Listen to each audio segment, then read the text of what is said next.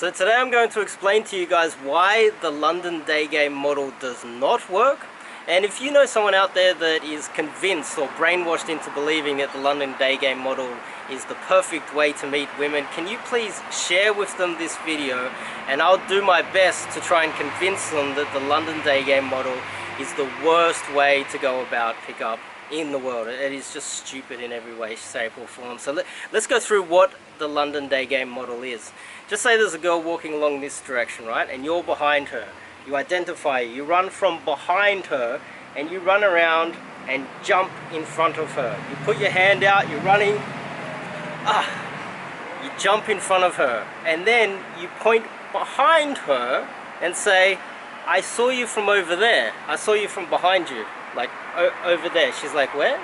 And you're like, I saw you over there, you know, by the telegraph pole, the bus stop over there, that's where she's like, okay.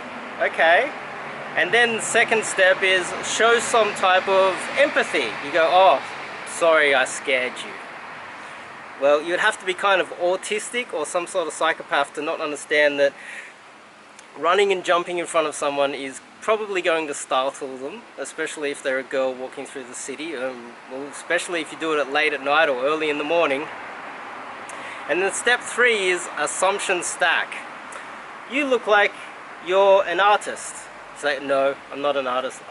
You look like you are an accountant. Oh, no, I'm not an accountant. You like red wine. I don't know. This is the London Daygame model. Assumption stack. You're a girl. Yes, you're a girl. Yes, I got one.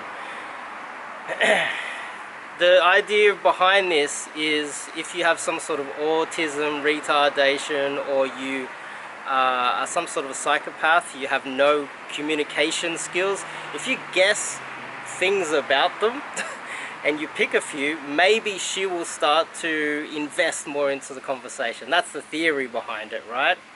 And then what you do is, while you're standing there, you notice these guys, when they do it, they often have one foot in front of each other like this, and they're standing there with their arms folded.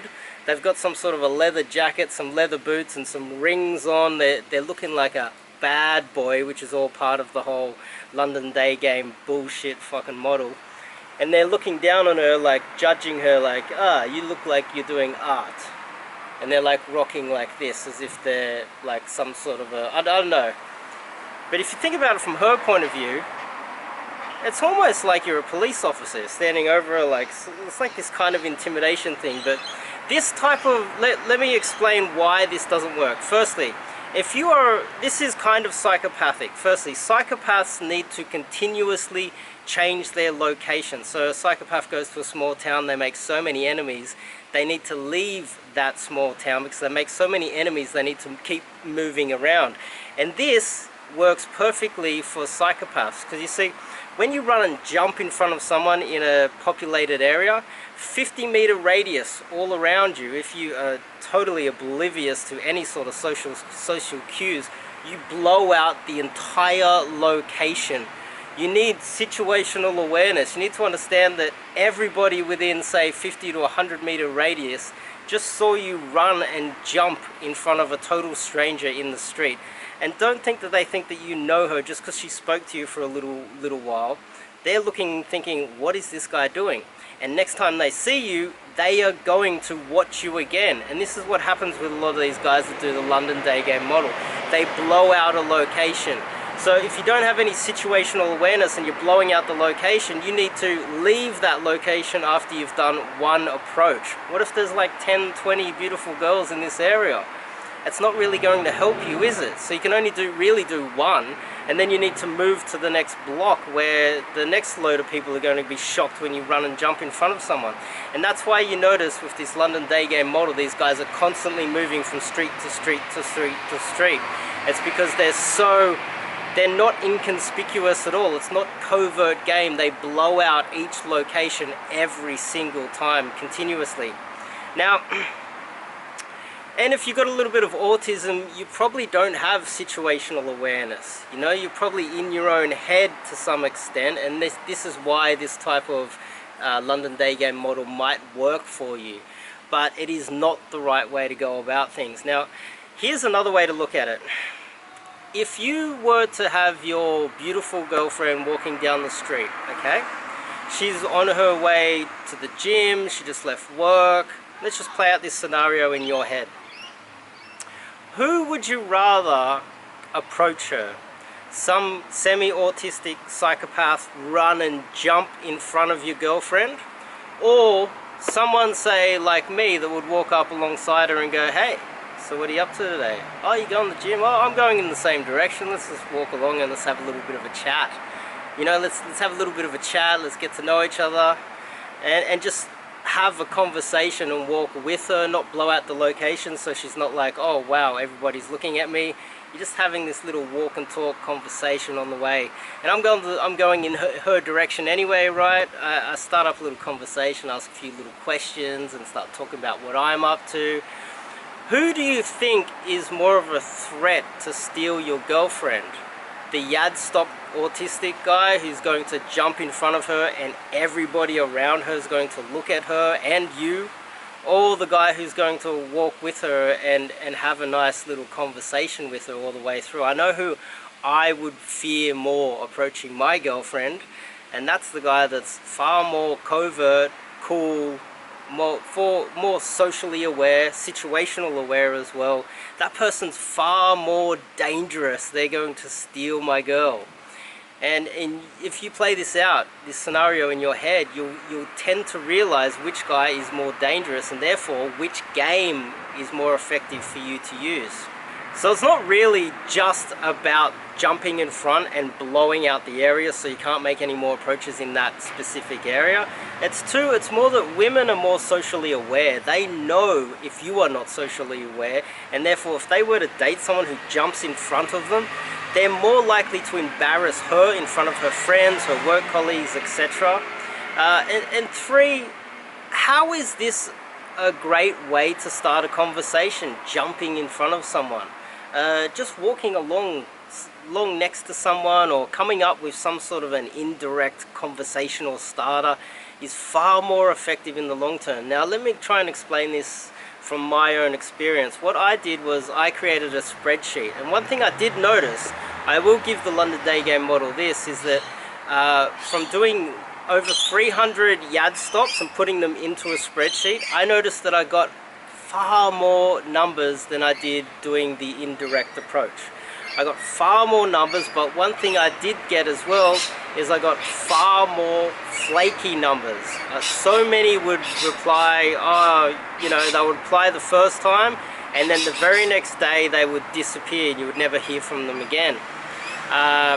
Very few, if any, ended up on dates, even though I was getting tons of numbers in the very beginning.